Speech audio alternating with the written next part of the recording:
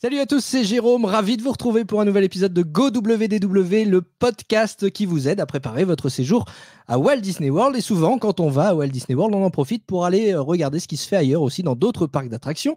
Le plus connu, le concurrent principal de Walt Disney World, c'est Universal Orlando Resort.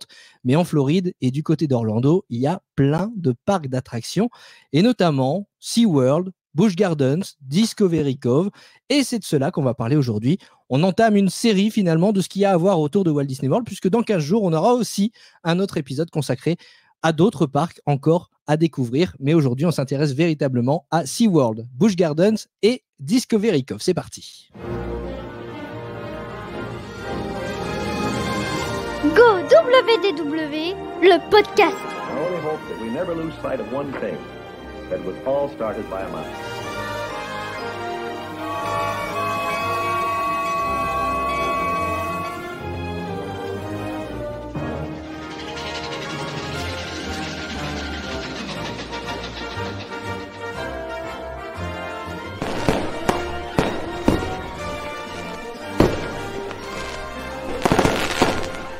To all who come to this happy place, welcome. Et nous voici donc dans le studio d'enregistrement de GoWDW, le podcast. Et on va retrouver tout de suite nos chroniqueurs, vos chroniqueurs préférés. Il y a d'abord Fanny. Salut Fanny. Salut à tous. Bonjour, Comment tu vas? Farid. Très bien, très bien, merci, comme d'habitude. Avec les belles oreilles de Mickey sur la tête. Promets-moi de les remettre dans 15 jours. Je les remettrai, c'est sûr, parce que dès qu'on parle d'autre chose que Mickey, il faut qu'il y ait une petite note pour rappeler qu'on est quand même le podcast de Walt Disney World à la base. Effectivement. On va retrouver Alain également. Salut Alain. Salut Jérôme. Comment tu vas? Eh bien écoute, en regardant le générique, je me suis pris un petit coup de spleen et je me disais que voilà, j'ai eu un petit coup de blues, mais t'inquiète pas, on va vite remédier à ça, mais j'ai eu un petit, je sais pas, voilà. Ah oui. On va te laisser... J'aimerais bien y être. On va te laisser te remettre de tes émotions. On va accueillir Niels. Salut Niels. Salut, ça va tout le monde? Bah écoute, impeccable. Et toi? Salut Niels. Super. J'ai hâte de parler de mes parcs adorés hors WDW. Et on va accueillir avec nous également ce soir un invité spécial puisque c'est un auditeur de GoWDW, le podcast. Et il est avec nous ce soir pour parler de Discovery Cove, Busch Gardens et SeaWorld. C'est Geoffrey. Salut Geoffrey. Bonjour Jérôme. Comment tu vas? Salut Geoffrey. Ça va super, merci beaucoup. Très content d'être là avec vous. Eh ben écoute, c'est ça va pas durer. Un vrai plaisir de t'accueillir, Geoffrey, puisque tu es auditeur donc, de GoWDW, le podcast. Et quand on a annoncé qu'on allait enregistrer un épisode sur SeaWorld, Busch Gardens et Discovery Cove, tu es gentiment venu me rappeler qu'effectivement, tu avais plusieurs fois fait tous ces parcs et que tu étais partant pour venir témoigner. Et c'est ce qu'on va faire donc ce soir dans le studio spécial ce soir. Je dis ce soir, mais on enregistre le soir, mais vous nous écoutez quand vous voulez, hein, finalement. Donc, dans le studio. Moi, c'est pas le soir. et où vous voulez. Et où vous voulez, exactement. On va parler donc de SeaWorld, de Busch Gardens, de Discovery Cove. C'est pas un hasard si on a regroupé ces trois parcs-là, c'est parce qu'ils font partie du même groupe. On va commencer par SeaWorld, si vous le voulez bien. C'est, j'ai envie de dire, en haut de la liste, c'est le plus connu, non? Oui, et c'est le plus près de... Oui, c'est plus ça. Le plus connu, je sais pas, mais c'est le plus près de Disney World. Bon, qui veut démarrer sur SeaWorld alors? Bon, je peux y aller. Vas-y, Fanny, vas-y. Honneur aux dames. Je veux juste dire que voilà, tout le monde sait que je suis vraiment pro Disney, mais par contre, je suis. Ah bon? Par contre, j'ai le pass annuel à SeaWorld parce que j'aime beaucoup ce parc et justement, je trouve que c'est une belle alternative parce qu'il y a des rides, mais il y a aussi tout le côté animalier qui est super sympa. C'est un parc qui est très bien entretenu. Il faut beaucoup d'événements pour Halloween, pour Noël, etc. Et donc, je trouve que c'est très agréable d'y aller. Et encore une fois, pas de comparaison avec Disney parce qu'on ne compare pas ce qui n'est pas comparable, mais très sympa à faire. Alors SeaWorld, ça porte bien son nom, c'est vraiment un parc qui est dédié à l'univers marin, l'univers de la mer. Donc dès que vous entrez, vous découvrez finalement les merveilles sous-marines.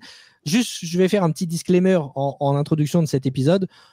On sait qu'il y a des animaux dans ces parcs et on n'est pas là aujourd'hui pour vous dire c'est bien, c'est pas bien, il faut y aller ou il faut pas y aller. On est vraiment là pour vous donner toute l'information sur ces parcs et après, chacun fait ce qu'il veut.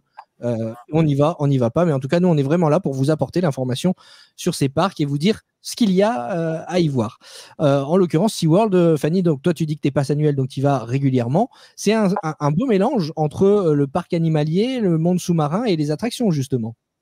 Oui, c'est ça. Donc, il y en a un peu pour tout le monde. Donc, on peut y aller avec les enfants plus grands ou plus petits.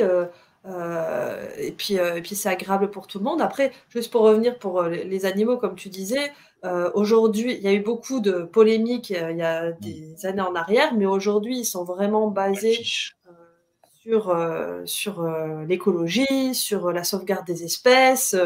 Il y a beaucoup de programmes justement pour l'aide aux animaux, et je pense qu'ils sont plus du tout dans la même optique aujourd'hui, comme d'ailleurs Animal Kingdom, qui est aujourd'hui devenu un parc zoologique où ils aident beaucoup les animaux. Et je pense qu'aujourd'hui, au contraire, d'aller dans des parcs comme ça, pas dans certains autres dont on ne parlera pas aujourd'hui, qui ne sont pas en Floride, mais d'aller à SeaWorld ou à Animal Kingdom, au contraire, ça aide les animaux et la recherche qu'il y a autour pour aider ces animaux qui sont ou en voie de disparition ou dans des milieux sauvages. Les animaux qu'on voit donc sur notre chaîne YouTube GoWDW, où ce podcast est disponible si vous voulez découvrir les images des parcs dont on va parler ce soir. Alain, Busch Gardens, pardon, SeaWorld, tu es déjà allé? Ben, on est allé cet été pour la première fois et ben, franchement, on n'a pas trop kiffé. Pourtant, il y avait des rails. Alors déjà, bon, ça a mal commencé, il n'y avait pas grand monde. J'arrive, Big Blind Coaster, la nouveauté sur la droite. On arrive, siège test, je passe. Je m'installe dans le coaster, ça passe. Lumière rouge, on essaie, on force. Désolé, allez, recalé. Et bon, tu vois, la journée commence mal, quoi. Et franchement, on n'a pas. Oui, les coasters Manta, on s'est régalé. Bon, Mako, j'ai pas pu le faire. Non, on n'a pas passé une super journée. On a loupé tous les spectacles. On était à une période où il n'y en avait qu'un par jour, donc on les a tous loupés parce qu'on était occupés ailleurs. Et en plus, bon, on a eu un problème. J'avais raconté quand j'avais fait le récit de mon voyage, mais je vais le rappeler pour ceux qui n'ont pas écouté. Les trois du fond. En faisant Icebreaker, qui est un coaster, l'opérateur a pris les lunettes de mon fils, les a fait tomber et a cassé le verre. Icebreaker. Je ne savais pas cette histoire. Icebreaker. C'est Icebreaker. Et Icebreaker. Icebreaker. Y-E-S. Voilà. Et c'est lunettes de vue, quoi. Donc, du coup. En même temps, il a qu'à pas voir flou aussi. Hein. Non, si tu veux, la connerie, c'est qu'il les a gardés pour le faire. En plus, si on avait celui-là, on devait le faire en décalé parce que moi, je voulais le filmer sur l'attraction parce qu'il y a un bon point de vue. Et donc, il aurait pu me le donner, et puis on n'y a pas pensé. Et c'est vrai que, bon, et c'est cassé, sont cassés. L'opérateur, rien à foutre. Il nous a dit aller au Guest Relation. Donc, du coup, on est allé au Guest Relation. On a traversé tout le parc. On est arrivé. On a passé quasiment 1 heure à expliquer les situations, machin, etc. Donc, si tu veux, ça s'est refroidi et on est parti. Alors qu'il nous restait quelques trucs à faire, on est parti. C'est vraiment l'une des premières fois où on part d'un parc. Ça n'a pas une bonne expérience. Maintenant, il faut tourner, il faut faire les spectacles. Voilà. Non, mais voilà, je pense qu'en plus, il faisait une chaleur. Je crois que c'était le jour le plus chaud qu'on ait eu. Ça joue. Ouais, ça joue. Voilà. Mais pour info, il faut quand même savoir qu'elle avait pris notre plainte. Elles nous ont envoyé un mail de l'assurance nous demandant d'expliciter machin et de leur envoyer un devis. Et ils m'ont remboursé les lunettes. Bon. Donc, un bon service relation client. Voilà. J'ai échangé 3-4 mails, j'ai envoyé un RIB, le devis, et ils m'ont remboursé le devis que j'avais envoyé. Qui était, bon. Et donc voilà, donc ça c'était vrai, c'était très positif, mais c'est vrai que on ne garde pas une bonne expérience, mais on va quand même lui redonner une chance parce que c'était pas. Oui, parce que quand je vois les images, là, c'est du haut niveau. Ouais, quand je vois les images, ça a l'air vraiment pas mal. Niels, toi qui es le spécialiste des coasters aussi ici dans ce podcast, Alain nous a donné quelques noms d'attractions. Est-ce que tu peux nous dire les principales attractions de SeaWorld? Oui, alors niveau coaster, du coup, vous avez plusieurs attractions. Ça va être compliqué à décrire parce que c'est toujours compliqué à décrire les coasters. Là, par exemple, l'attraction. En image, on voit Manta. Marco, ça, non? Ah, Manta, oui. Manta. Ouais, Manta qui est donc un flying B&M, c'est-à-dire qu'en gros, vous êtes comme Fly à Phantasialand en Allemagne, pour si certains connaissent, vous êtes allongé sous le rail, c'est-à-dire qu'en gros, vous êtes vraiment couché sur le ventre, sur un harnais, le rail est dans votre dos du coup, et vous êtes vraiment allongé comme si vous dormiez sur le ventre, sauf qu'au lieu d'avoir un lit en dessous de vous, vous avez le vide. Et du coup, vous allez avoir vraiment l'impression de voler, vous avez vraiment l'impression, vous allez avoir des vrilles, des trucs. Et en fait, là où ça diffère, c'est qu'en gros, ce genre de coaster, vous avez la version comme Fly en Phantasialand où le but, c'est de vous sentir léger et de vous sentir voler et tout ça. Et la version B&M qui est vraiment la version des gros bourrins où vous allez plutôt expérimenter des sensations d'écrasement que vous ne pourriez pas avoir dans d'autres types de coasters, notamment ce qu'on appelle le Bretzel Loop, qui est donc une inversion où en gros, c'est indescriptible. Vraiment, tapez-le sur YouTube, c'est en forme de bretzel.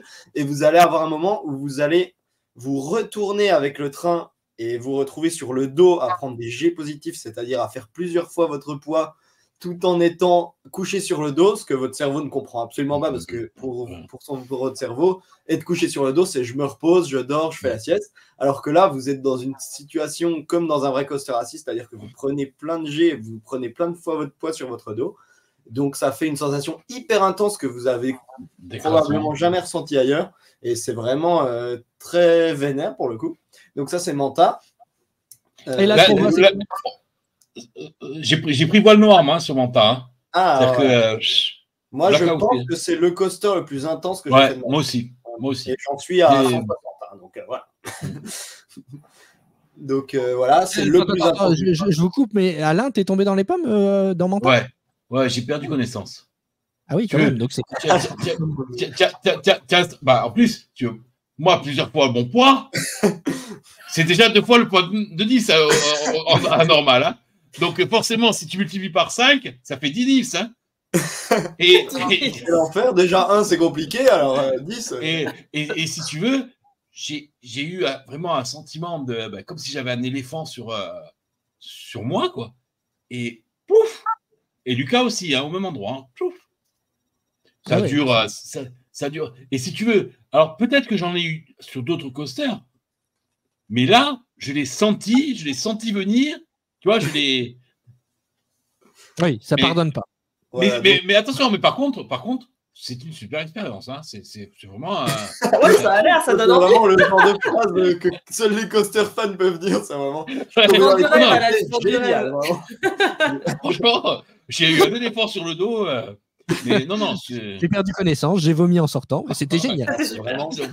Alors, ça dépend vraiment. Ça dépend de où vous êtes dans le train, parce que si vous êtes en avant, c'est beaucoup moins énervé que si vous êtes au fond du train, à l'arrière. Et aussi, ça dépend vraiment des gens, parce que moi, c'est vraiment quelque chose où je suis ressorti de là en mode c'est vraiment hyper intense, et j'y suis retourné tout de suite pour essayer de dompter la bête. Vraiment, c'est un des seuls coasters qui me fait peur presque. Alors que j'ai d'autres gens que j'en ai pour qui c'est passé nickel sans souci, qu'on dit oui, c'est pas pire que. J'allais dire Cosmic Rewind, j'exagère un peu, mais vraiment, il y a des gens qui trouvent ça vraiment pas du tout choquant, et donc ça dépendra vraiment de vous, et de toute façon il faut faire votre propre opinion. Donc voilà, c'est le coaster le plus intense du parc. Pour moi, c'est un chouïa trop intense pour vraiment que je m'amuse dedans. C'est limite presque pas agréable par moment. C'est ça, voilà. Mais c'est vraiment, si vous cherchez de l'intensité, vous trouverez pas mieux ailleurs. Hein. Vraiment, ça envoie du C'est pour ça qu'à SeaWorld, je ne fais pas les coasters, je vais juste pour les animaux. Non, mais si tu veux, Hulk, c'est fastoche à côté. Hein. Ah bah Hulk à côté, c'est Peppa Pig The Ride. Bon, Manta, c'est une grosse. Manta, voilà, c'est celui qu'on explique le plus longtemps parce que c'est le plus compliqué, le plus unique, on va dire, du parc. Ensuite, vous allez avoir pas mal de coasters. Vous avez donc Mako, qui est le même modèle que Silver Star à Europa Park, pour vous dire. C'est ce qu'on appelle un hyper coaster B&M, c'est-à-dire que le but de ce coaster-là, ça va être de faire des boss et des boss et des boss. Ouais, le but étant d'avoir ce qu'on appelle airtime, c'est-à-dire ce fameux moment où vous flottez dans votre siège, où vous vous sentez hyper léger. Et donc, ce moment-là, voilà. Donc, c'était vraiment comme Silver Star en un peu plus petit. Ou Shambhala. Comme Shambhala, exactement, à Portaventura. Et donc, c'est vraiment sympa. Pour le coup, c'est pas du tout intense dans le sens où vous avez une grande chute quand même au départ. Donc, si vraiment vous trouvez ça intense quand vous chutez, ça va être un peu intense. Mais après ça, c'est vraiment le but, c'est de vous sentir très léger. Donc, c'est des jets négatifs, ce qui est vraiment l'opposé de Manta où vous avez des jets positifs, c'est ça. D'écrasement. Là, par exemple, Alain fait mon poids quand il est dans Mako. Mais il rentre pas parce qu'il a des trop grosses cuisses. Ah oui. Ça aussi, Alain, tu veux raconter? Du coup, tu t'es fait recaler aussi de celui-là. Ouais, non, mais en fait, les hypercoasters, tu es tenu au niveau des cuisses. C'est ça. Et j'ai des trop grosses cuisses et je ne rentre pas dans les hypercoasters. Que ce soit Silver Star, Shambhala, voilà. Donc, si tu veux, c'est quand même un peu contrariant à un moment donné quand tu te fais refouler. Donc, en fait, de ce que tu dis, parce qu'en gros, le constructeur B&M, c'est ce qui fait la plupart des coasters de SeaWorld. Donc, pour toi, vraiment, B&M n'est pas très tendre avec les gens. Non, je veux dire, non. Alors, en fait, assez bizarrement, les hypercoasters, je passe pas, mais il y a des gens qui sont beaucoup plus gros que moi en haut qui passent parce que c'est simplement un problème de taille de cuisse. Okay. Et si tu veux, et par exemple, les dive machines, comme Baron, comme Shekra, je passe Oblivion, je passe sans souci. Les Wings, je passe sans souci. Là, je ne suis pas passé à Pipeline, mais bon, elle aurait peut-être pu forcer, mais je pense que j'aurais perdu un testicule. Je te laisse t'expliquer ce que c'est Pipeline. Continue à vendre du rêve, là. C'est magique. Hein. J'avais prévenu que j'étais fatigué. Hein. Et si tu veux, c'est un coaster debout. Et c'est quand même assez douloureux. Ceux qui l'ont fait, il y a beaucoup de garçons qui se sont plaints de ça. Attends, tu parles de Pipeline, là? Ouais, de Pipeline. Okay. Donc, et voilà, celui-là, j'ai pas pu le faire non plus. Donc voilà, juste pour finir sur Mako, donc c'est vraiment l'opposé presque de Manta, c'est-à-dire que vraiment vous vous sentez super léger et c'est pas familial parce que ça reste quand même très haut et un vrai coaster, mais c'est quand même beaucoup plus abordable niveau sensation. Ensuite, du coup, on parle de Pipeline, Jérôme? On va parler de Pipeline dans quelques instants, mais on a retrouvé Geoffrey, donc on va lui demander quand même son avis. Geoffrey, il me semble que tu es allé 3 fois à SeaWorld, toi, c'est ça? 3 fois, exactement. La dernière fois remonte à 2022 en septembre. Ok, qu'est-ce qui te plaît autant dans ce parc et quel est, puisqu'on a commencé à parler des attractions, quel est ton top attraction du coup? Moi, ce qui me plaît vraiment dans ce parc, c'est les coasters, parce que je suis un grand coaster fan. C'est principalement pour ça que j'y vais, moins que pour tout ce qui est attractions, animaux aquatiques. Et alors, mon top, c'est vraiment Manta. Moi, je suis fan de Manta. Juste derrière Mako, puis Kraken, forcément, qui est plus classique, mais qui déménage quand même. Voilà. Kraken, c'est old school, hein, quand même. Hein. Kraken, ça secoue. Hein, on en reparlera de toute façon. Mais du coup, dans Manta, toi, qu'est-ce qui te plaît tant? Est-ce que nous, on disait justement qu'Alain, que c'était un chouïa trop intense pour qu'on s'amuse vraiment. Je l'aime bien, ce coaster, mais je trouve ça un peu too much quand même, surtout le Bretzel Loop.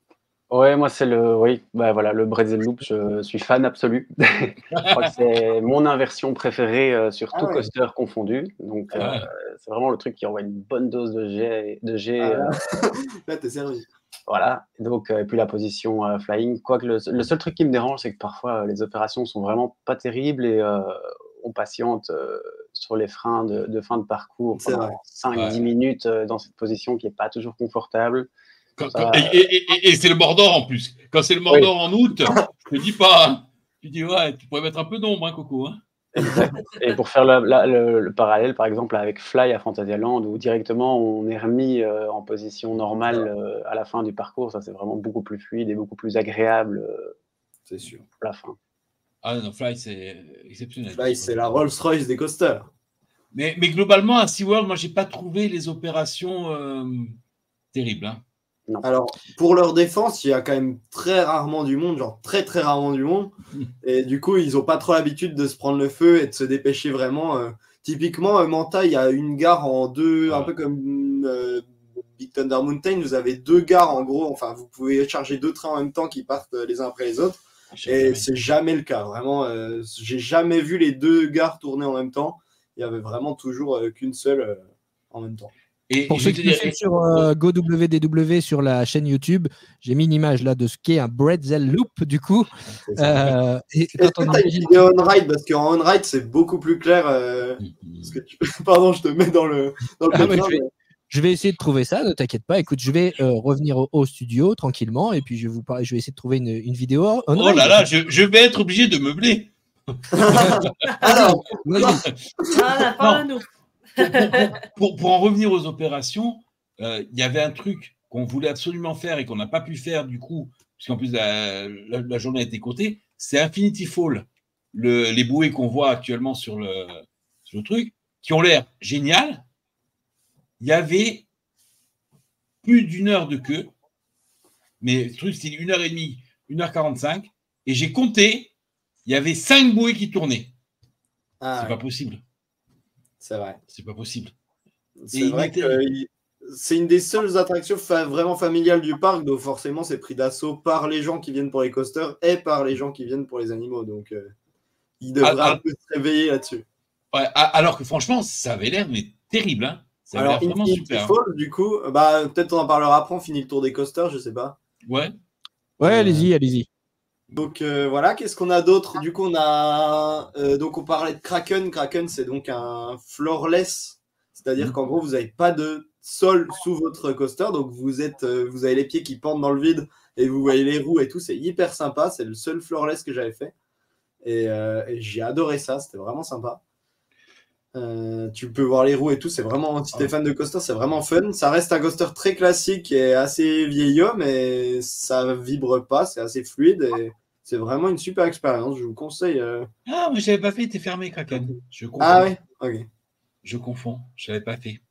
Et je sais pas ce que t'en penses, Geoffrey, mais Kraken, c'est un bon vieux coaster bien sympa. Oui, il reste très sympa. Et alors, je sais pas si c'est toujours d'actualité, mais il me semble que pendant un moment, ils avaient ajouté aussi des casques réalité virtuelle. Ouais. Je l'ai pas testé avec ces casques, mais ça devait être sympa. C'était il y a 5-6 ans, je crois.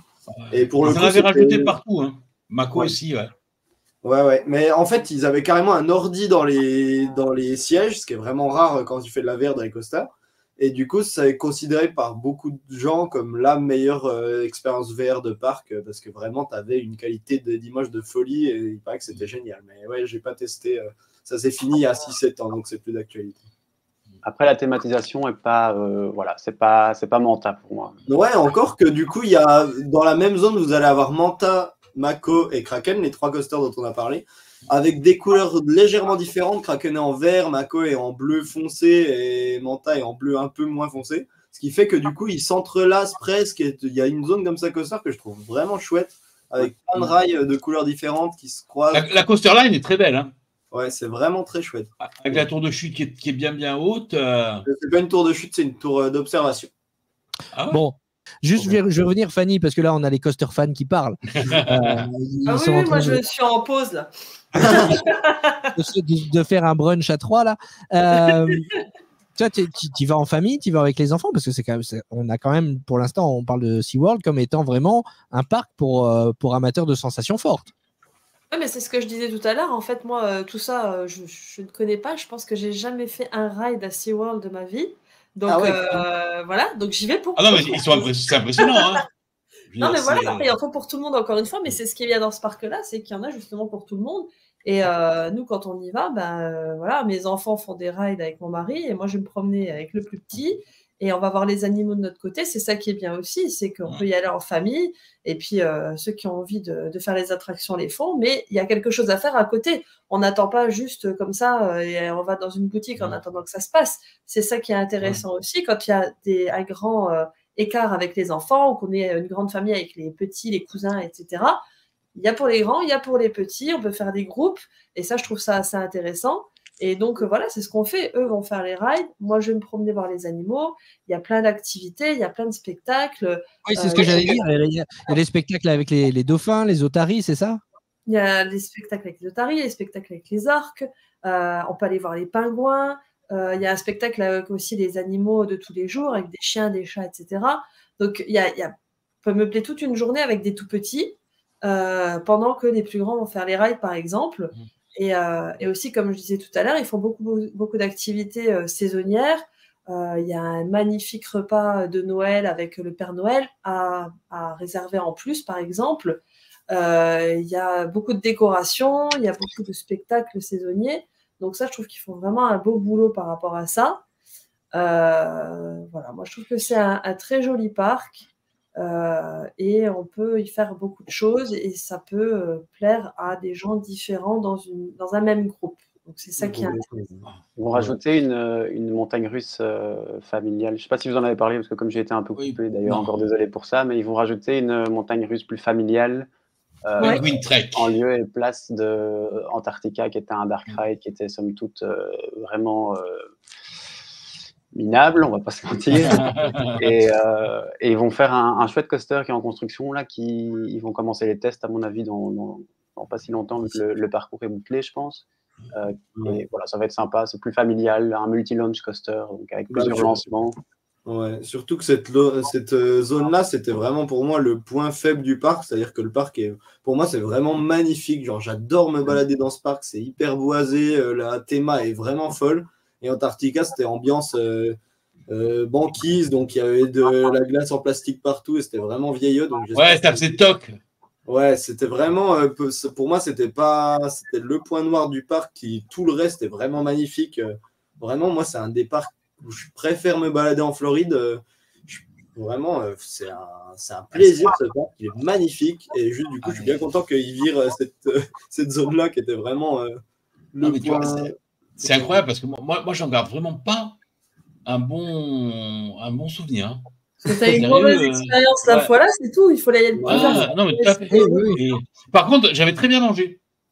Au restaurant des requins, le Shark Grill, on avait très bien mangé, c'était vachement bon. Ouais, tu sais quoi, là, j'allais dire, n'allez pas là, parce que je pense que c'est le pire restaurant de tout le monde. Ah ouais? On aurait dû se parler avant parce que c'est n'importe quoi. Jérôme, il s'est frotté en mode ça n'a aucun sens cet épisode. J'y suis allée il n'y a pas très longtemps parce que justement, j'avais envie d'essayer parce qu'il y a quand même des aquariums, etc. Ouais. Écoute, une expérience horrible. Les tables en plastique, les chaises de la fête des voisins, la nourriture vraiment pas top pour le prix. Bah alors, pour moi, nul. Par contre, en plus, j'étais dans une banquette. En plus, moi j'ai mangé, c'était dans une banquette. Non, mais parce que tu as fait une micro-sieste.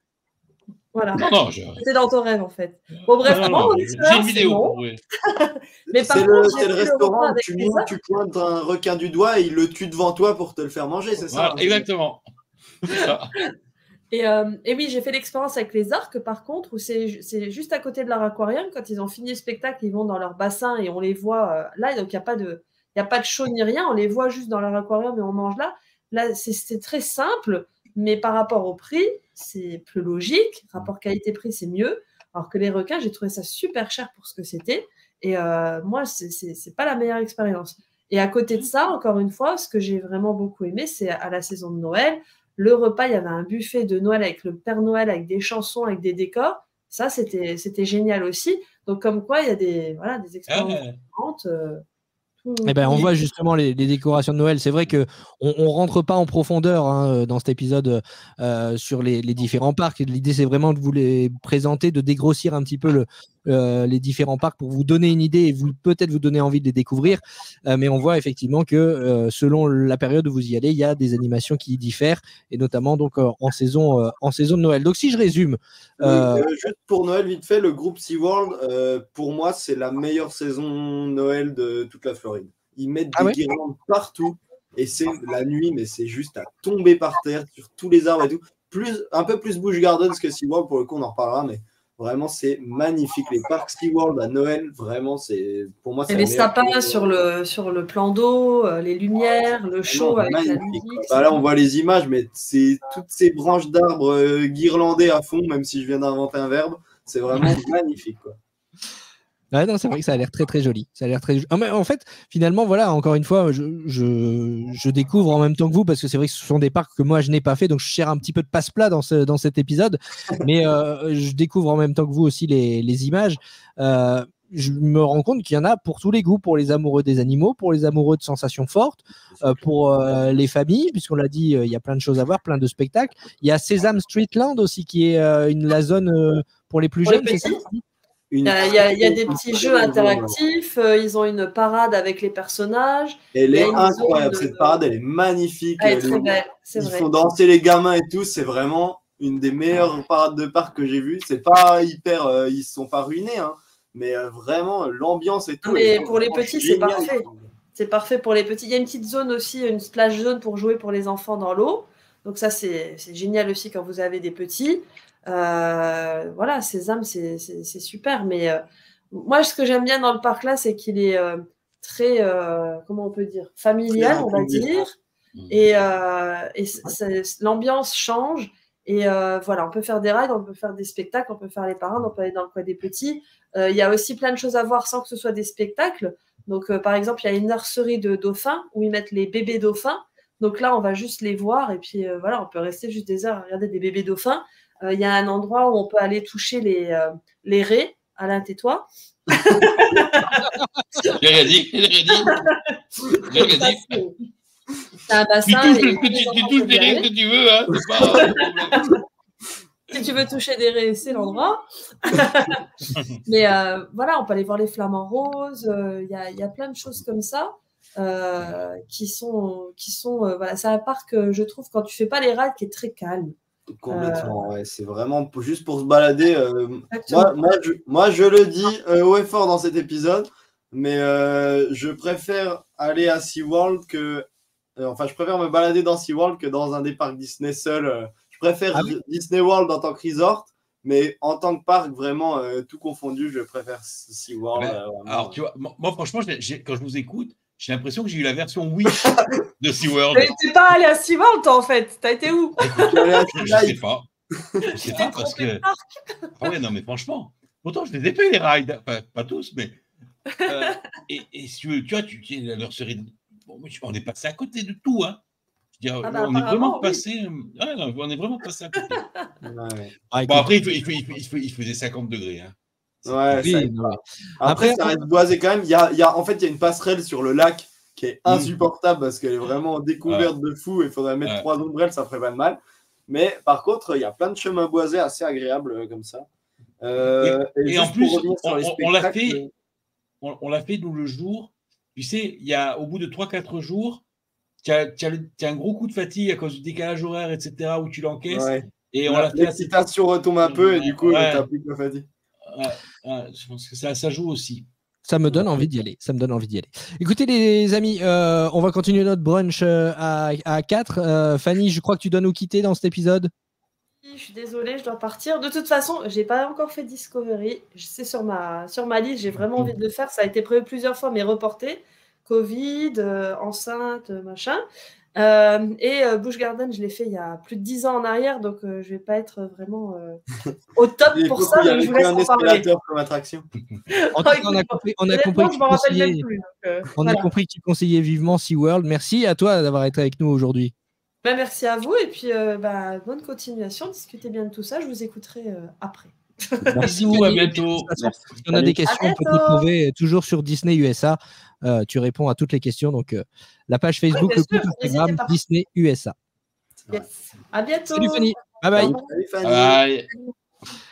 Allez, donc SeaWorld, on a bien compris que vous conseillez. Je rends juste hommage à Fanny rapidement, en plus soyant sur les spectacles, parce que du coup j'en ai vu quelques-uns. Et le spectacle des otaries, c'est un de mes plus gros fous rires de Floride, parce que les otaries ne faisaient pas du tout ce qu'on leur demandait, c'était n'importe quoi. Les animateurs ont commencé à partir en fou rire, parce que rien n'allait comme il fallait, et vraiment c'était hilarant. Vraiment, les spectacles sont hyper bien. Moi qui suis pas très branché spectacle sur les parcs, Vraiment, c'était génial. Et SeaWorld est réputé aussi pour son mime qui anime les attentes avant les shows.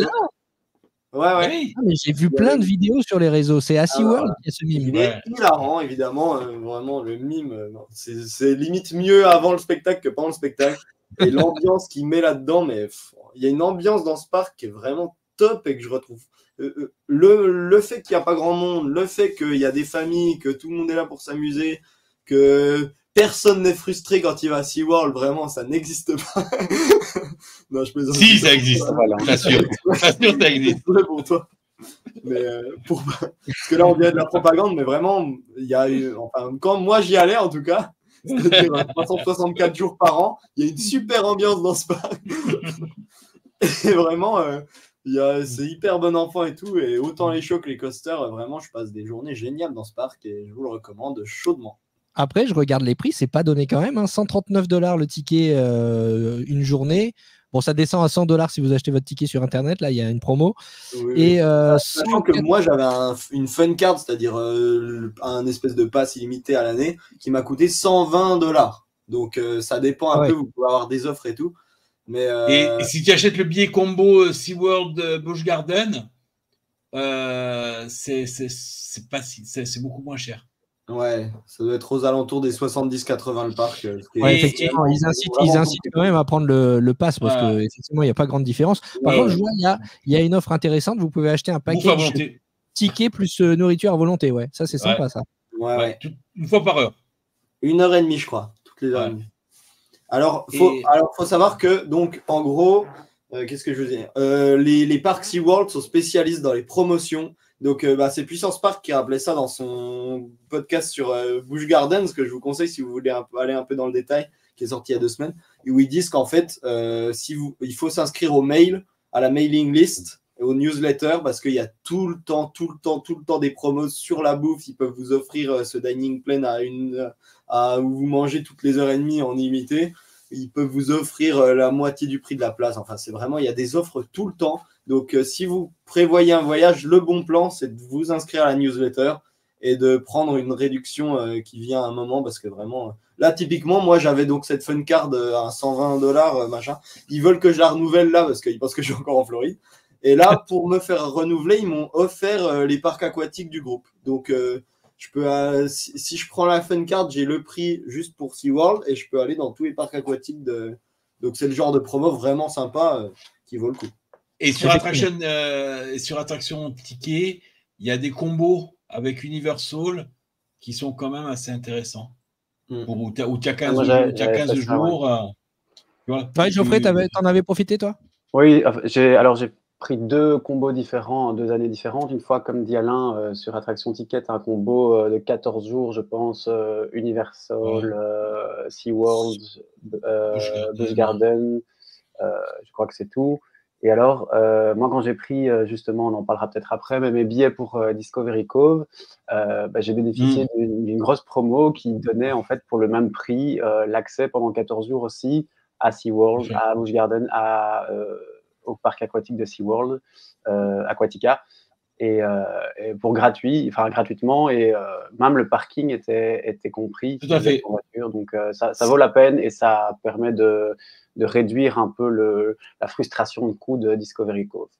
Très bien. Moi, quand j'avais pris Discovery Cove, j'avais une journée à SeaWorld avec le parking et une journée à Busch Garden, dont on n'avait pas profité. Mais ça, on y arrive. On y arrive. On va revenir peut-être sur Pipeline, parce qu'on avait un envoyé spécial lors de l'ouverture de Pipeline. Et oui, je me suis fait des copains chez SeaWorld Entertainment Group. Et dis-moi, juste rappeler ce qu'est Pipeline quand même, parce que c'est une attraction quand même assez unique en son genre. Alors, Pipeline, du coup, je suis le seul à l'avoir fait, parce que du coup, Alain, ils t'ont recalé comme en boîte. Et Geoffrey, c'était pas ouvert la dernière fois que tu es allé, c'est ça? Ouais, exact. Pipeline, c'est un surf coaster, c'est un prototype de B&M, c'est-à-dire que c'est le seul au monde et ils ont l'exclusivité pour un moment, on ne sait pas trop comment exactement. J'ai essayé de poser des questions sur le sujet, ils n'ont pas trop voulu me répondre. Et donc, ils ont l'exclusivité de ce modèle qui a été développé exprès pour le parc. En gros, l'idée, c'est que vous êtes debout. Ça s'inspire de ce que faisait B&M à l'époque, qui s'appelait des stand-up coasters, où du coup, vous étiez debout sur le rail, enfin sur le train. Et le problème, c'est que ça broyait un peu. Comment tu as dit si bien, Alain, tout à l'heure? La testicule gauche, la testicule droite. Exactement. Donc, du coup, ils ont revu leur concept parce que ça avait plutôt mauvaise presse. Et du coup, là, en fait, ils ont monté ça sur des vérins, c'est-à-dire que vous êtes debout comme sur un surf, dans le vide. J'ai peur qu'il y ait des redites parce que, comme je disais, que tu étais envoyé spécial pardon. Lors de l'ouverture. Je ne savais pas ce que tu diffusais, du coup. Il n'y a pas de souci, il n'y a aucun problème. Vaut mieux que ça soit dit 2 fois que ça ne soit pas dit du tout. Mais effectivement, donc, juste Pipeline, c'est un coaster où tu es debout, hein, c'est ça? C'est ça, exactement. Bon, eh bien, écoute, on va écouter ce que tu nous en disais au moment de l'ouverture. On sort juste du ride, c'était vraiment super. C'est hyper intéressant. En fait, c'est des sensations qu'on n'a jamais eues avant. En fait, vous êtes debout, donc tous les jets positifs, c'est-à-dire les moments où vous êtes écrasé sur votre siège, ça va dans vos jambes en fait. Et au contraire, quand il y a des jets négatifs, c'est-à-dire que vous volez de votre siège, vous allez être en lévitation complète, c'est-à-dire que vous touchez rien, ni vos pieds touchent le sol, ni vos jambes, rien du tout. Donc c'est assez nouveau comme sensation, j'ai adoré. J'avais jamais fait ce qu'on appelle les stand-up coasters, c'est-à-dire les coasters comme ça où on est debout. Et là c'est vraiment intéressant, vous pouvez vraiment, en fait vous alternez vraiment entre des moments où vous êtes vraiment sur la planche de surf qui est sur vos pieds et des moments où vous êtes vraiment en apesanteur dans l'air et c'est vraiment hyper intéressant. C'est un peu la mode de faire des coasters un peu nouveaux avec des nouvelles sensations. On peut voir ça avec Tron à Magic Kingdom ou même Gardien au final, Gardien de la Galaxie à Epcot qui fait ça, qui a ces trains qui pivotent sur eux-mêmes selon un ordre donné. C'est des trucs qui marchent pas mal parce que plus les coasters sont un peu à la mode en ce moment et du coup on commence à s'habituer à être assis dans un train, à aller vite et à faire des loopings. Donc ils essayent de trouver des nouvelles façons de ramener les clients et d'intéresser les gens. Voilà, c'est quand même vraiment intéressant, il y a des très bonnes sensations. C'est assez intense sans être trop non plus. Moi je sais que là-bas derrière nous on a Manta qui est un autre coaster de SeaWorld qui est vraiment très très vénère et qui met vraiment une grosse claque niveau sensation. C'est presque un peu trop pour moi. Là c'est vraiment smooth et c'est vraiment un super ride. Je ne l'ai pas encore mis dans mon classement coaster, je ne sais pas combien il est mais je pense qu'il a une bonne place. C'est vraiment intéressant. Et puis voilà, on a interviewé un représentant du parc. Je vous mettrai la vidéo d'ici peu, mais si vous voulez des infos, n'hésitez pas à me demander. Et oui, c'est définitivement un des meilleurs coasters de Floride. Et je dis ça alors que je ne suis pas payé. Je vous promets que c'en est un. Bon, c'est vrai que je n'étais pas payé. Bah, je suis assez d'accord avec moi-même finalement, hein, tu vois. C'est vrai. Maintenant que tu l'as mis dans ton classement coaster du coup?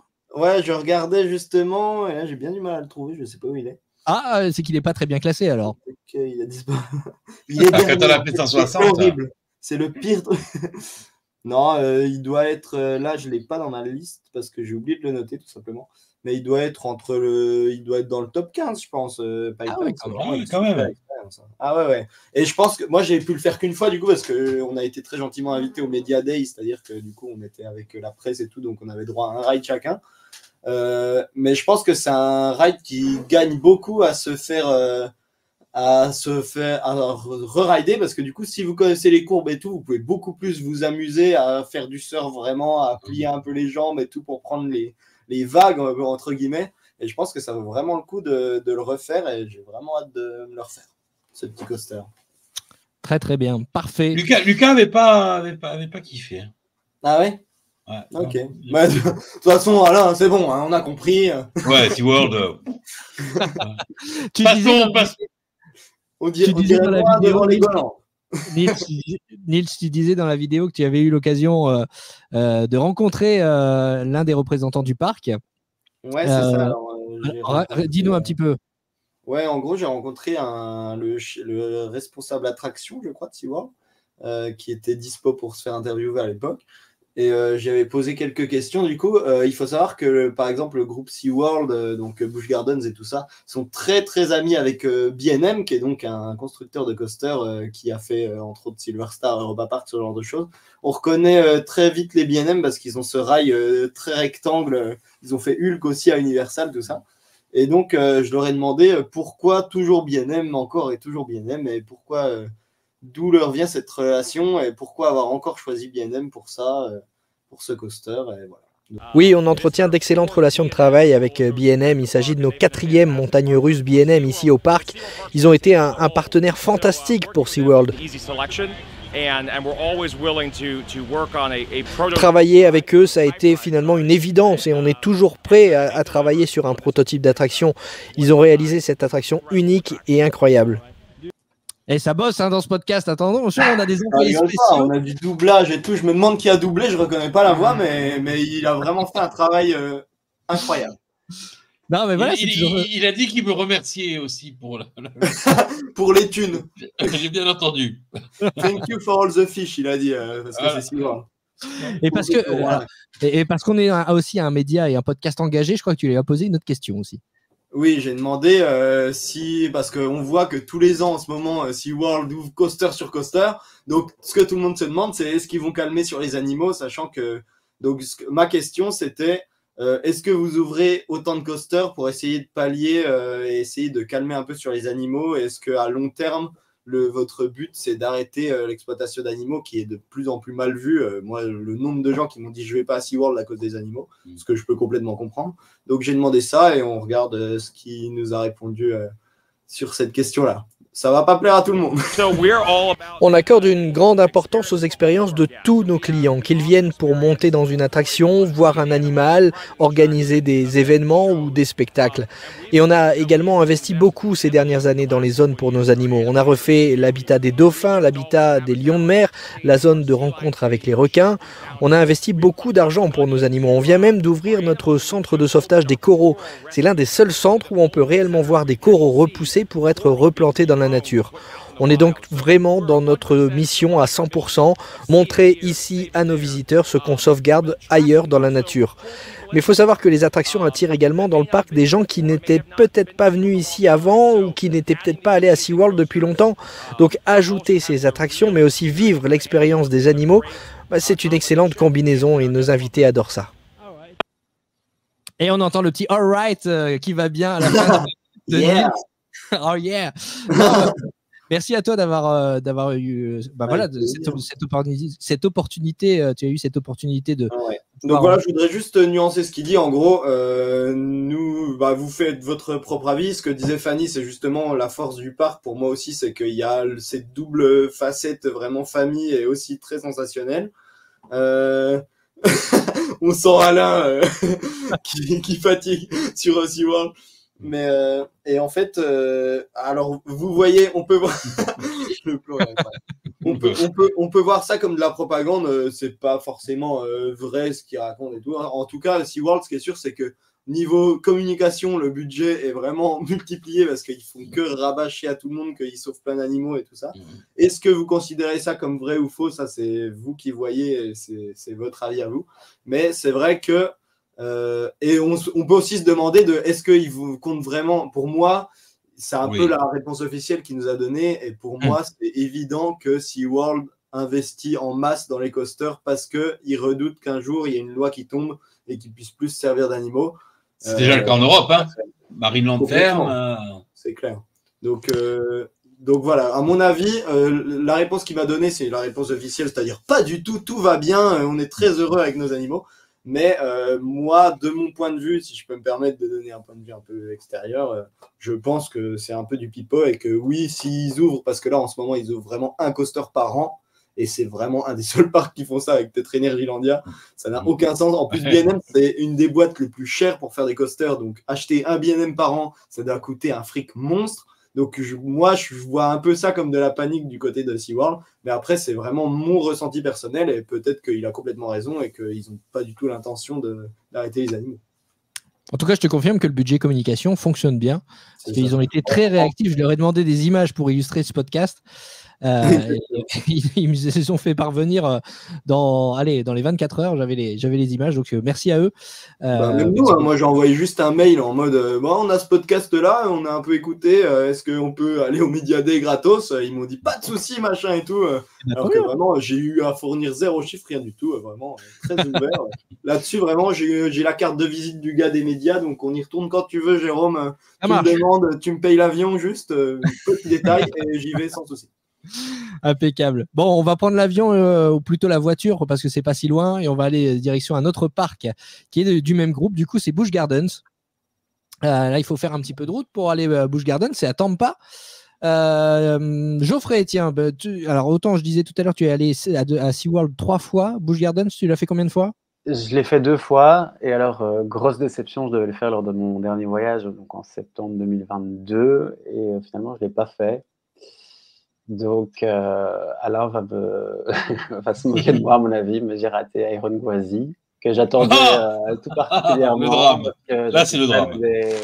Des RMC, donc c'est une société de montagnes russes qui est spécialisée dans le retracking de vieilles montagnes russes en bois et qui les renouvelle un peu mi-bois, mi-métal.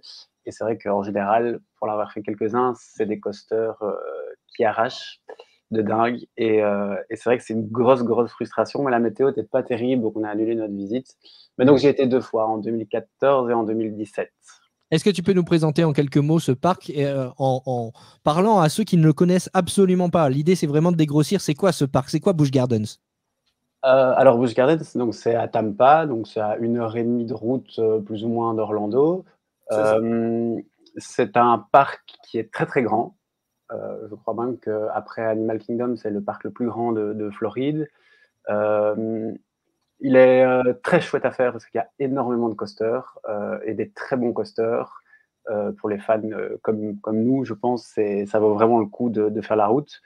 D'autant plus qu'il y a des navettes gratuites si on a un billet, mais ça, on en parlera peut-être après. Mais voilà. Et et alors, ça mêle aussi pas mal d'animaux. Donc, un peu à la manière d'Animal Kingdom. Donc, il y a des enclos avec pas mal d'animaux. C'est très joli, c'est très beau.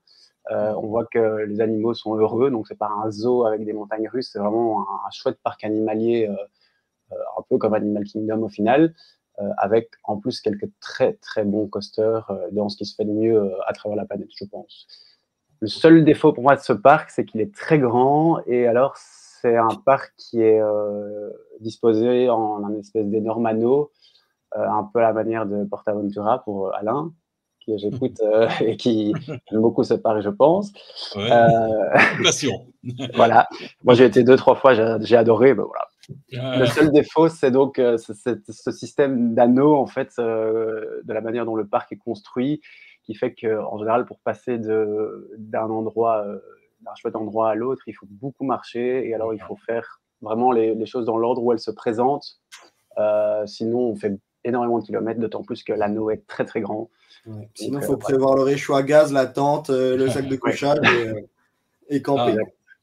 Il faut savoir qu'il a un autre défaut, c'est la météo. La météo. Parce que sur chaque montagne russe, tu as un anémomètre. Quand le vent dépasse une certaine vitesse, il coupe le coaster, carrément. Et il faut que le vent, pendant 15 minutes, ne se réenclenche pas pour qu'il réouvre le coaster. Donc, dès que tu as des bourrasques, ben, le truc reste fermé. Quand tu as de l'orage, il ferme tous les coasters. Bon, il faut dire que quand ça tombe, ça tombe. Hein. Ouais.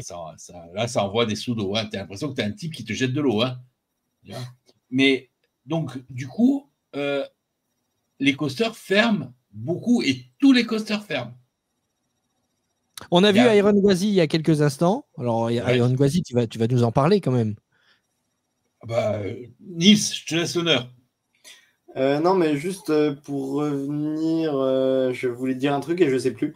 Mais ouais, météo. Je voulais dire que Alain n'a vraiment pas eu de bol avec les parcs SeaWorld Entertainment.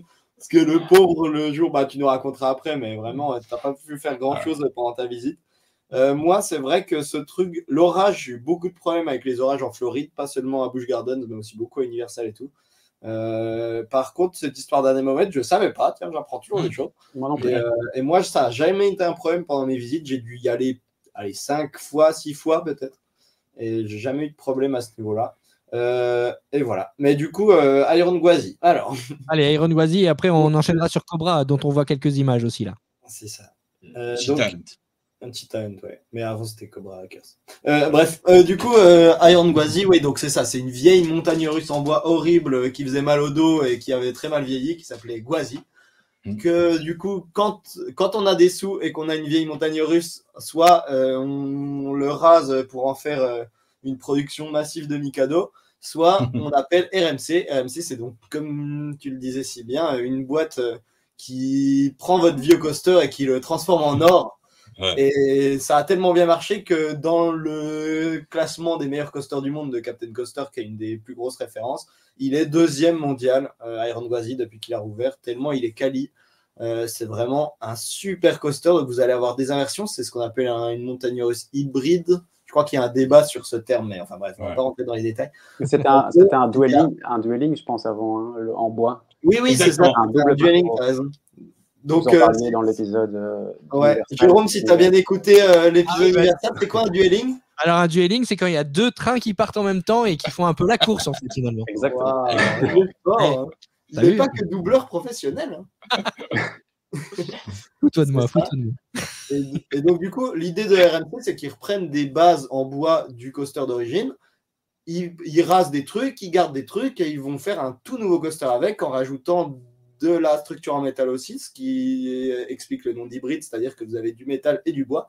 Et du coup, ça fait des coasters hyper fluides, hyper fous, vraiment hyper violents, mais dans le très bon sens du terme, c'est-à-dire que c'est pas violent comme Manta, c'est vraiment violent dans le sens qui te lâche pas, en fait, qui est intense, vraiment rythmé. Qui en a apnée pendant 2 minutes. Ça fait long, sinon.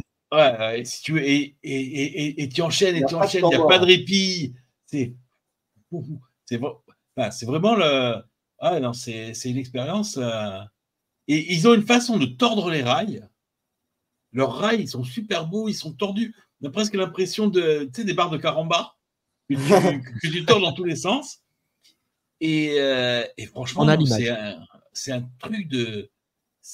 Iron Gwazi, c'est vraiment un truc de malade. Et si tu prends le classement de Captain Coaster, je crois qu'il y a 5 ou 6 RMC dans les 10 premières montagnes russes. Hein. C'est vrai. C'est un truc. Alors qu'ils se sont lancés il n'y a pas si longtemps que ça. Ah, ils sont en train de tuer le game. Hein. Ils passent un peu partout. Hein. Il faut savoir que RMC, c'est très très cher. Du coup, en Europe où les budgets sont un peu plus restreints, on en a très peu. On en a 2. On a Zadra à Energylandia. Ah non, il y en a un dans les pays nordiques aussi. Il y a Hollande, il y a Zadra à Energylandia en Pologne et il y en a un au Danemark, je crois. Ouais, c'est ça. Mais un petit Wildfire, non? Wildfire. Enfin bref, on part en brunch coaster, pardon. Non, mais ça me fait penser que du coup, petite parenthèse, on en parlera hors antenne. Encore que non, on va en parler maintenant parce que ça peut aussi intéresser les auditeurs. Mais j'ai regardé un peu Energylandia, ça a l'air vraiment pas mal. Hein. Alors en fait, on n'a pas pris la base de Busch Gardens, mais c'est un peu la même chose qu'Energylandia, c'est-à-dire que encore beaucoup plus que SeaWorld, si t'aimes les coasters, il faut foncer à Busch Gardens. Si t'aimes pas les coasters, il faut surtout pas aller à Busch Gardens parce que vraiment, à part pour les animaux et encore, mais vraiment au niveau attraction, c'est coaster, point final. Tu as un vieux raft qui est rigolo, mais qui vaut pas tant. Il n'y a que la fin. Il y a que la fin qui est extraordinaire. Parce qu'il y a un énorme jet d'eau et les gens, quand ils le prennent, les gens ont mal. C'est une lance à incendie de pompier, quoi. C'est vraiment la même chose. Ouais, c'est ça. Et je te promets qu'il y a des gens qui ont eu mal. C'est pas le point fort de Busch Gardens, je trouve, les attractions aquatiques. On parlait le point fort de Busch Gardens, c'est les coasters et rien d'autre. Donc vraiment, si vous aimez les coasters, allez-y. Si vous n'aimez pas les coasters, n'y allez pas. C'est aussi simple que ça. Non, mais rien que si vous êtes fan de coasters, à la limite, rien que Iron Gwazi, c'est un truc, il faut le faire. Non, mais si vous êtes fan de coasters, il faut absolument aller à Busch Gardens. Hein. Dans Floride, c'est sûrement le meilleur parc à coasters. Là, clairement, c'est tout à fait un autre public que celui de Walt Disney World qui est visé là.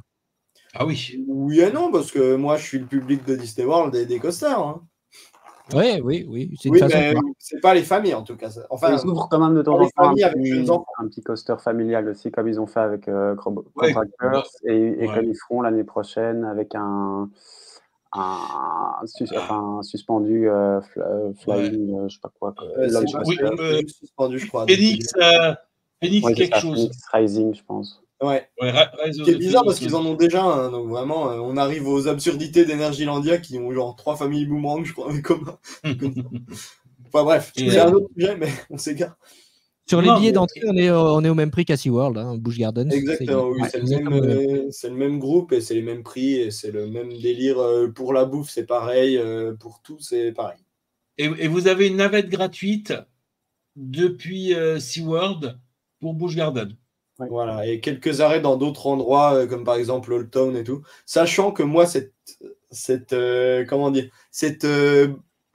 fichue navette, voilà comment je vais le dire poliment, j'ai jamais réussi à la prendre. J'ai essayé 3-4 fois, j'ai téléphoné, machin. À chaque fois, soit elle était déjà passée quand j'arrivais un quart d'heure avant l'heure fixée, soit j'ai pas trouvé le bon spot où elle passait et tout. Vraiment, cette navette, comptez pas trop dessus. À chaque fois, j'ai fini avec un Uber à 80 balles aller-retour.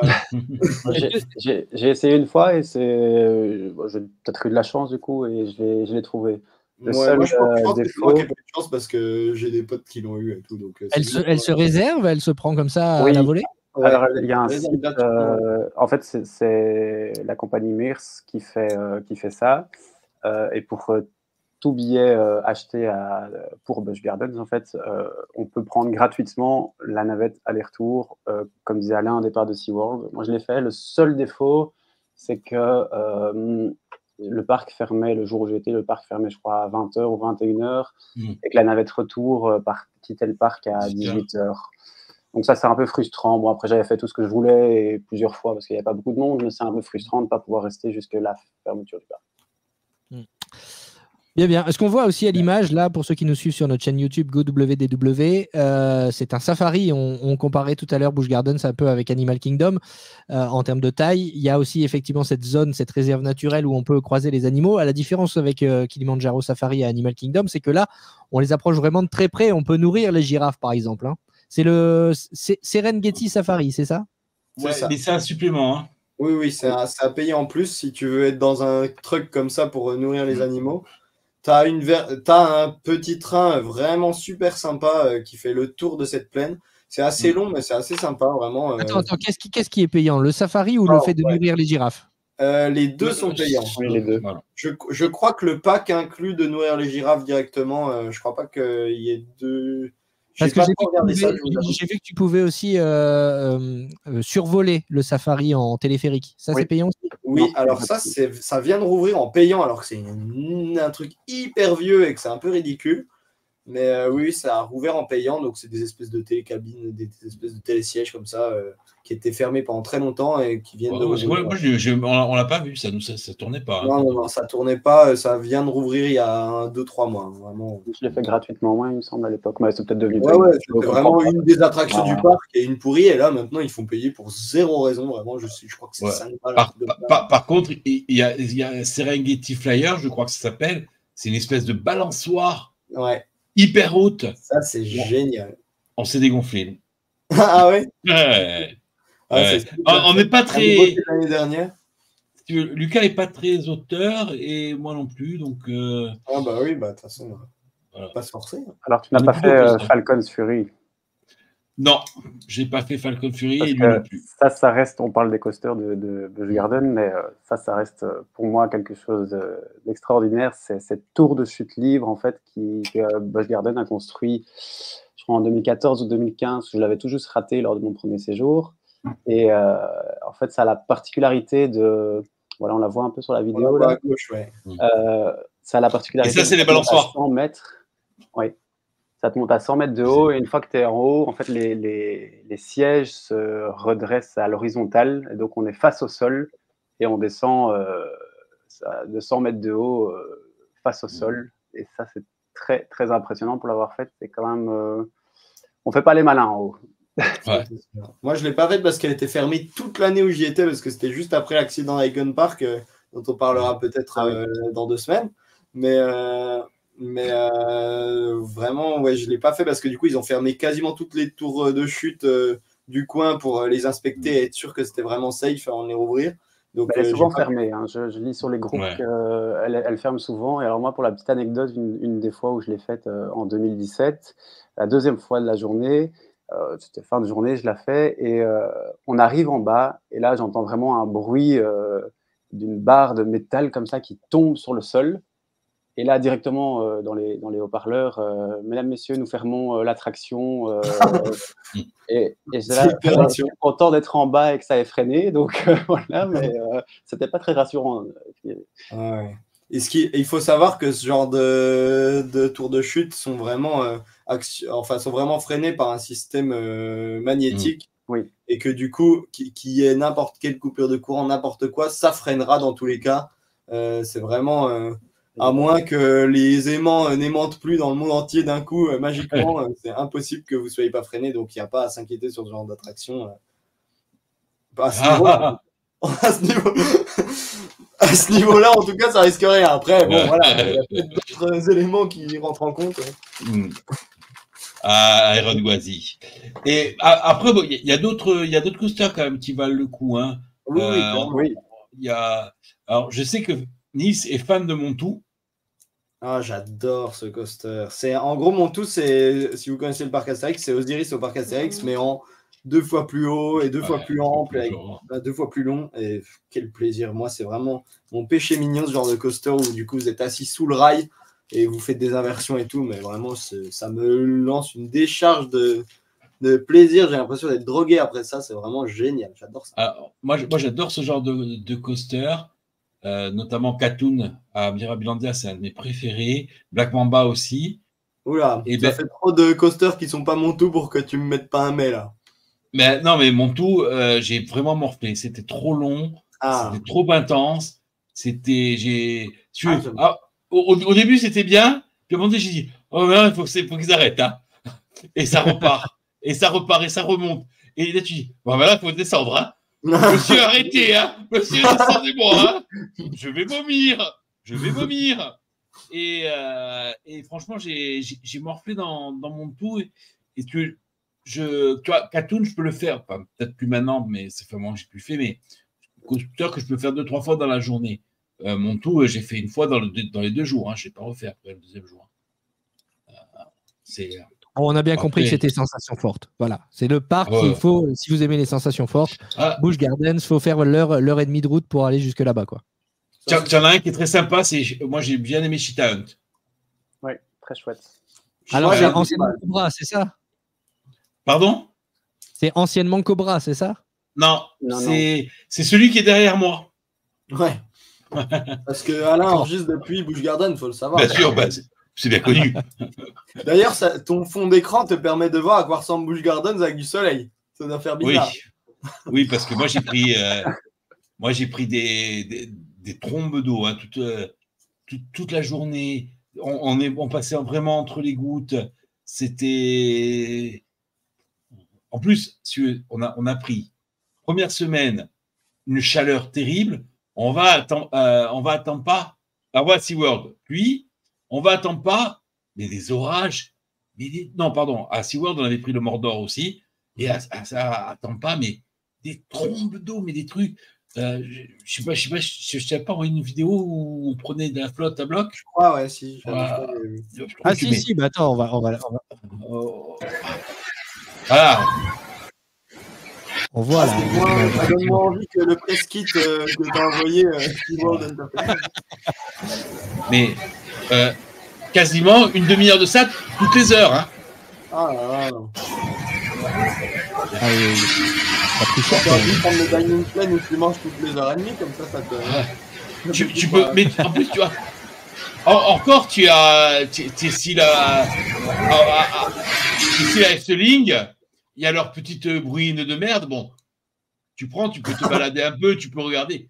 Là, tu peux pas, ça fait mal la pluie. Hein. C'est une pluie tropicale, la pluie floridienne, ça c'est clair. Et donc, tout est arrêté, tout est interrompu, il n'y a rien, tu es obligé d'aller dans les restos, la bouffe est moyenne. N'allez pas au resto chinois. Il y a un resto chinois, il ne faut pas y aller. Pourquoi? J'adore la nourriture asiatique. Non, mais pas à Busch Gardens. À Busch Gardens, tu as l'impression qu'il y a quelqu'un qui l'a mangé avant toi. Hein. Ok, c'est bon. C'est bon. Voilà. Okay. Ça, c'est mon tour. On va laisser le mot de la fin à Geoffrey sur Busch Gardens. Pourquoi les auditeurs de GoWDW, le podcast, doivent aller à Busch Gardens, Geoffrey? Parce que c'est beau comme parc, c'est vraiment bien thématisé, c'est une belle ambiance, et pour les coasters. Et pour Iron Gwazi, je suppose, mais ça, je devrais y retourner. Et chez Crack, j'aime beaucoup. Chez Crack, on n'a pas parlé, mais c'est un dive coaster, donc c'est des grosses rangées de 8 ou 10 places, où on a la particularité d'avoir une chute verticale au début, et d'être stoppé en haut de la chute pendant 3-4 secondes avant de faire la chute à la verticale, enchaîner une inversion, donc... voilà, là justement on voit la vidéo, on va bloquer en haut et c'est très haut. Et ça pour moi c'est, je n'ai pas encore fait Iron Gwazi, mais c'est le meilleur du parc en dehors d'Iron Gwazi du coup. On parlait d'Efteling, c'est Baron à Efteling mais en bien quoi. Ouais, en plus haut. En plus long, en plus haut, avec 2 chutes. Voilà. Avec 2 chutes. Sur le côté, on vous a arnaqué, on vous a attendu 50 minutes pour rien quoi. Moi, j'aime bien Baron. J'aime bien le pré-show. C'est un peu court, je reconnais. Oh non, si peu. Oh, c'est un peu court. mais j'aime bien Baron. Et c'est le même constructeur, en l'occurrence. Ouais, mais pardon, je me suis un peu perdu, mais c'est pas trop le sujet. Mais pardon. Et alors, une info donc, sur tous les modèles de dive machine comme ça. Vous avez, je crois que c'est au 3e rang, au milieu, des ceintures pour personnes costauds. Ah oui. Donc, même si vous ne passez pas au siège, il y a moyen de le faire tranquillement, quoi. On peut les reconnaître, ils ont une double ceinture, il me semble. Exactement. Ouais. Ils ont double... voilà. Pour info. C'est bon à savoir. Voilà. Et alors, petite anecdote, toujours, puisqu'on est dans l'instant gros. Sur Iron Gwazi, le premier jour, on y va, alors j'étais un peu stressé. La barre, elle truc un peu, et il y a l'opérateur, c'était un mec, à mon avis, il jouait défenseur au Tampa Bay Buccaneers, il était hyper costaud, hyper caisse. Il m'a enfoncé le truc, boum, ça a fermé, le train est parti, oh, un régal. Après, on n'a plus pu le faire parce qu'il pleuvait, etc. Le lendemain, c'était une petite jeune, elle n'a pas réussi à me fermer le truc et j'ai pas pu le refaire. Adieu. Voilà. Bon, très bien pour Busch Gardens. On a bien compris que. Juste un dernier truc, c'est que en gros, on vous a vendu les sensations. Si vous avez une famille un peu branchée sensations, mais pas, enfin, si par exemple vos ados aiment pas les trucs trop extrêmes, mais qu'ils aiment quand même, il y a quand même des coasters moyens familiaux comme Cobra Curse, donc c'est pas non plus que de la grosse sensation à tomber dans les vapes comme à SeaWorld, comme dirait Alain. Dans les deux parcs, SeaWorld et Busch Gardens, si vous n'êtes pas anti-coaster et que vous aimez juste bien ça, et même si vous n'êtes pas trop branché sensation, ça vaut le coup quand même. Voilà. Faut pas y aller avec des jeunes enfants, quoi, pour résumer. Non, oui, voilà, c'est plus globalement des ados. Mental, quoi. C'est pas... Et il faut quand même avoir des enfants qui ont déjà fait d'autres coasters ailleurs. Oui. Parce que rien que de les voir en extérieur comme ça, quand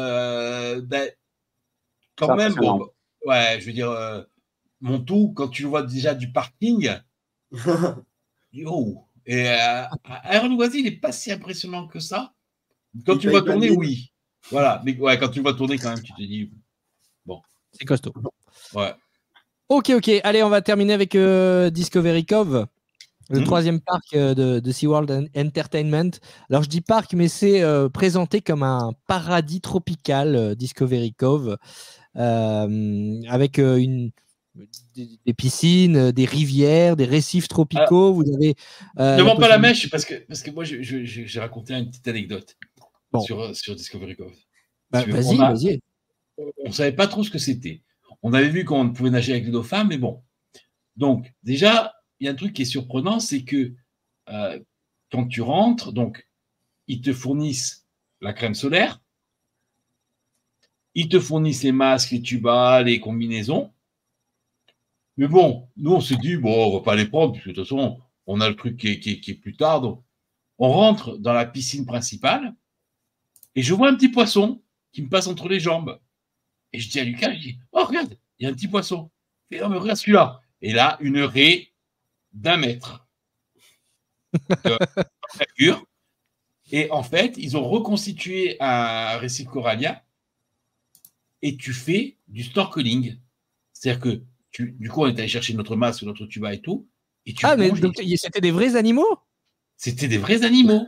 Ah, parce que tu me dis, j'ai vu un petit poisson entre mes jambes et après j'ai vu une raie d'1 mètre et j'étais pas là-dessus, moi. Ah oui, non. C'est parce que c'est tard et que t'es fatigué. Ne lance pas là, voyons. Tu sais, tes sextapes, parlez pour toi. Hein. C'est pas dans le press kit de Discovery Code, je crois. Hein. Pas encore. Non, et si tu veux, et donc tu nages vraiment au milieu des poissons, comme tu peux le voir, sauf que c'est artificiel. Et c'est pour ça qu'ils te fournissent la crème solaire. Tu n'as pas le droit d'avoir ta propre crème solaire pour pas que ça pourrisse les poissons. Oui, c'est une crème solaire spéciale qui n'est pas mauvaise pour les animaux marins. Et rien que pour ça, indépendamment du reste, rien que pour ça, quand même, c'est une expérience qui est quand même unique et tu en gardes vraiment un beau souvenir. C'est vraiment chouette. C'est vraiment chouette. C'est fatigant parce que tu ne fais que nager, mais c'est vraiment chouette. Je ne sais pas ce que tu en penses, Geoffrey, mais moi j'ai adoré. Je l'ai fait que la dernière fois que j'ai été à Orlando, donc au bout de 5 séjours, parce que les autres séjours, je les ai fait seuls principalement, donc c'est plus sympa de partager, je pense, ce genre de moment. C'est une parenthèse enchantée entre moi, c'est pour ça que je conseille toujours de le caser plus ou moins au milieu d'un séjour, parce que c'est une journée détente, repos. Ça change de marcher beaucoup dans les parcs, dans les files d'attente. C'est calme. C'est calme, c'est reposant, c'est une journée 100% détente, c'est magnifique. C'est pour ça que je propose en général de le caser au milieu du séjour, parce que ça fait une petite pause entre les parcs. C'est finalement un parc aquatique, mais avec les animaux. On nage avec les dauphins, avec les loutres, avec. Je crois même qu'on peut nager avec les requins. Oui. Mais c'est un supplément par rapport à l'entrée. On peut faire la plongée et tout ça avec les requins. Ouais. En fait, tu plonges en scaphandre. Oui. C'est énorme. Il y a plusieurs activités payantes, effectivement, comme le nourrissage des raies pastenagues sur le grand récif. Vous pouvez faire un trek pour aller à la découverte des oiseaux, notamment, parce qu'on ne l'a pas dit, mais il y a une grande volière aussi. La volière est accessible, la volière principale est accessible pour tout le monde. On peut nourrir les oiseaux comme on le voit sur la photo qui passe, les photos qui passent en ce moment, c'est très sympa. Tu as une colonie de marmoussets qui sont des petits singes aussi, c'est très chouette. Et tu as tout le truc avec les dauphins que j'ai acheté le DVD et j'en garde vraiment un super souvenir. Mais comme je disais, j'ai un peu évolué là-dessus et je suis pas sûr que je le referai. Parce que, oui, après, comme je disais en début d'épisode, on n'est pas dire c'est pas bien. Ça existe. On vous présente, ça existe. En plus, c'est pas loin de Walt Disney World. C'est à 16. C'est quoi? C'est 16 km. 16 km du centre-ville d'Orlando. 15 minutes de l'aéroport d'Orlando. Et en l'occurrence, juste sur les dauphins, c'est des dauphins qui sont nés là-bas, qui ont toujours vécu là-bas, qui sont super bien traités. C'est comme un poney club, hein. Oui, non, mais c'est effectivement, il n'y a pas de prélèvement, dans la nature. C'est des dauphins. Ah, c'est des marmoussets. Ils étaient rigolos. Et voilà. Et il y a un truc qui est hyper agréable. Tu as des banquettes dans lesquelles tu peux boire des cocktails. Et donc, tu es dans la flotte, sur les banquettes, et tu bois tes cocktails. C'est vachement sympa. Il faut savoir que quand on fait une journée à Discovery Cove, donc on paye le prix d'entrée, qui est, on ne va pas se mentir, relativement cher. Mais ça inclut vraiment tout. Donc, ça veut dire l'entrée, le parking, les équipements, comme disait Alain, les tenues de plongée, les masques tuba, crème solaire, les casiers, et aussi la nourriture, aussi bien le matin que le midi, et un forfait boisson de base qui peut être upgradé en fait pour des cocktails. Il n'y a pas de boisson d'alcool, voilà, en fait. Moi, j'avais eu bière et vin, je pense, dans le forfait. Ouais, mais moi j'ai appris que tes cocktails. Pardon. Et je crois qu'on peut repartir avec son tuba aussi. Hein. Ah, ça, je sais pas. Moi, j'ai rendu. Hein. Écoute, en tout cas, sur le kit presse qui nous a été fourni par Busch Gardens, par Discovery Cove, pardon. C'est écrit que c'est un tuba souvenir. Donc, je comprends qu'on peut. C'est vrai que j'ai mis ça sur le site, effectivement, maintenant que tu le dis, Jérôme. Mais franchement, enfin, toujours pareil, c'est un investissement, c'est un coût, mais c'est une expérience hors du commun. Tout à fait. On est sur un truc, je pense, qui est unique. Peut-être qu'il y en a à Dubaï, mais franchement, on l'a pas recalé, mais je pense que la prochaine fois qu'on y va, on va se recaler une journée. Nous, on l'avait fait le jour du Président Day, parce qu'il y avait beaucoup de monde dans les autres parcs, et là, comme le monde est limité, bah, il y avait moins ce sentiment de foule Là, je regarde un peu les tarifs, parce que Geoffrey, tu disais, c'est effectivement un budget. Ça démarre à $170 la journée pour l'accès à Discovery Cove. Et avec le package pour nager avec les dauphins, on est à $10 de plus, $179,20. Il faut le prendre. Tu as après. Oui, non, on est plus après. Après, attention, parce que c'est une offre actuellement. Oui, je ne sais pas si ça va durer dans le temps. Mais, oui, après, tu peux avoir sûrement des packages, comme on disait, avec Busch et SeaWorld aussi. Exactement, il y a des packages qui existent. D'ailleurs, c'est écrit dans les informations qui nous ont été fournies par Busch Gardens, je vais y arriver, par Discovery Cove, qu'il y a des packages SeaWorld, Aquatica, Busch Gardens, Tampa, avec la réservation avec Discovery Cove pour avoir des tarifs plus intéressants. Donc, moi, j'avais payé en 2017, en février, j'avais payé 170 par personne. Ouais, et j'avais une entrée à truc. Et après, par contre, je crois que c'était avec non, je crois que c'était. J'avais payé 30 € de plus pour les dauphins. Moi, j'ai regardé, j'avais une promo et j'ai payé par personne $156 avec la nage et au dauphin et avec entrée pendant 14 jours à SeaWorld, à Busch Gardens, au parc aquatique de SeaWorld, les parkings inclus. Donc, au final, il y a souvent des pas si cher que ça, franchement. Mais $156 pour pouvoir faire 4 parcs avec les parkings qui sont déjà à $30 normalement par parc, la nourriture à Discovery Cove et la nage avec les dauphins. Au final, voilà, ça reste. C'est pas, ouais. Ça reste raisonnable, ouais, tout à fait. C'est un budget, mais si on arrive à glisser la bonne promo, etc., que tu as prévu de faire Busch Gardens et SeaWorld. Et on casse quand Walt Disney World dans tout ça? Parce que on a fait retour, mais on va quand même à Orlando pour Disney avant tout. Est-ce que ça arrive des gens qui font ni Universal ni Disney? Ils viennent que pour les parcs SeaWorld et Disneyland. T'as fait moi toi, Nils? Non, pas du tout. Moi, j'ai pas fait. Je suis pas du tout parc aquatique, même si je sais que c'est pas du tout la même offre. Moi, je dirais, ça a l'air vraiment bien. Je vous conseillerais presque de plutôt aller faire, on en parlera sûrement dans 2 semaines aussi, mais tout ce qui est Springs et tout, faire du kayak par exemple avec les alligators et tous ces trucs-là que j'ai fait dans la vraie nature, qui fait un peu moins parc. Et si vous voulez une pause des parcs, ça peut être pas mal de faire une vraie pause là-dessus, sachant que je crois qu'on avait dû payer 20 balles par personne pour louer un kayak une demi-journée et voir des vrais alligators dans leur vrai habitat naturel et dans la vraie nature. C'est quand même vachement moins cher et c'est plus authentique. Après, c'est sûr que vous allez voir moins de poissons et de trucs, donc c'est pas exactement la même offre, mais ça peut être une très bonne alternative aussi si vous voulez pas vous ruiner et que vous voulez quand même faire une pause. C'est vachement moins cher, mais c'est beaucoup plus risqué aussi de faire du kayak au milieu des alligators, non? Oui, il faut pas se retourner, quoi, mais ça fait un peu des sensations fortes, Jérôme, c'est le sujet de cet épisode. Et justement, pour conclure, SeaWorld, on a bien compris qu'il y en avait pour tous les goûts, sensations fortes comme familiales. Busch Gardens, c'est un peu plus sensations fortes. Discovery Cove, ça vise quel public, Alain? Moi, franchement, j'amène une nana. J'ai pas compris. Qu'est-ce que ça dit? J'amène une nana en couple. Je pense que c'est le parc idéal en couple. Ouais. Sérieux, hein?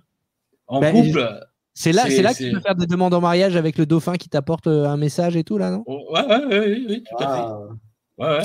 Tu vois, si mon hôtesse de l'air arrive, on ira à Discovery Cove ensemble. J'en profite, on parle ici de parc aquatique. Peut-être pour les auditeurs, quand même préciser que c'est pas, voilà, c'est un parc y a pas d'eau et tout, mais il n'y a pas de toboggan. Bien sûr, oui. Voilà, c'est vraiment que des bassins et l'attraction principale de ce parc, c'est forcément cette. Oui, il y a une Lazy River. Oui. Mais qui est top aussi. Hein.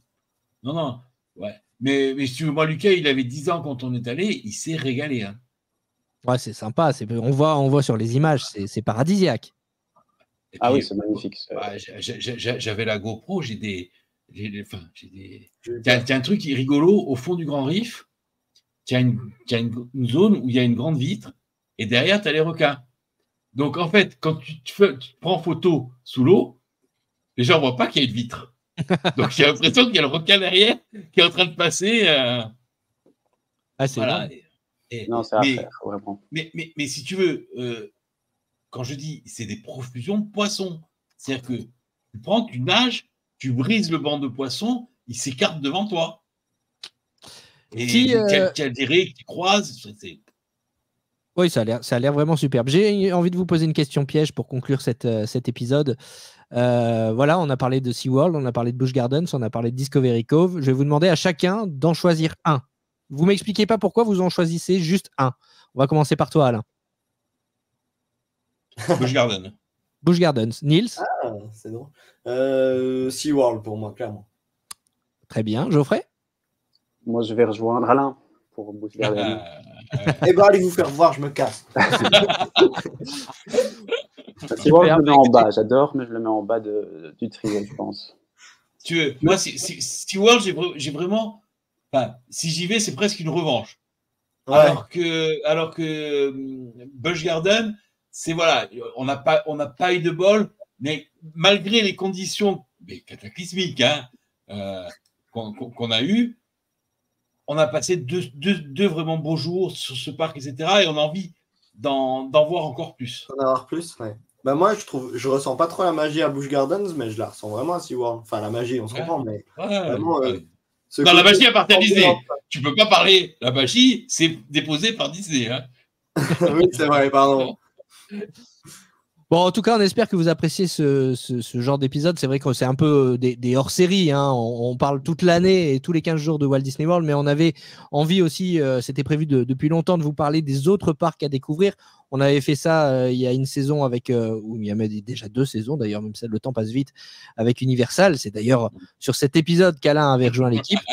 Geoffrey, je te souhaite le même destin, hein, parce que tu vois, Alain... vraiment, avec plaisir. J'ai passé un très très bon moment, et quand vous voulez, avec grand plaisir.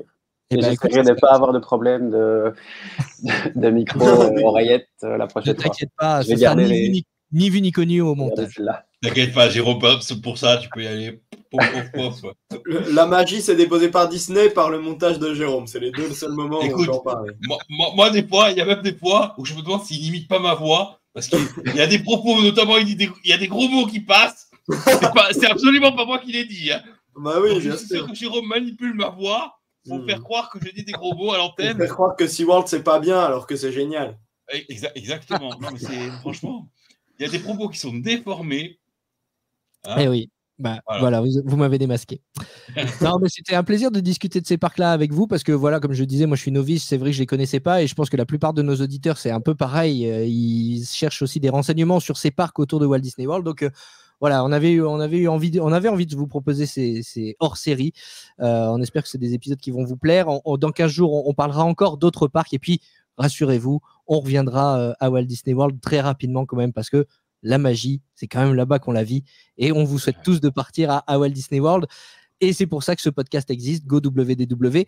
Je voulais, avant de conclure cet épisode, remercier toutes les personnes, tous les auditeurs qui nous soutiennent. Voilà, c'est vrai que depuis début février, on a lancé cette possibilité-là de nous soutenir via un abonnement, via un don libre, et vous êtes plusieurs à avoir spontanément décidé de nous soutenir.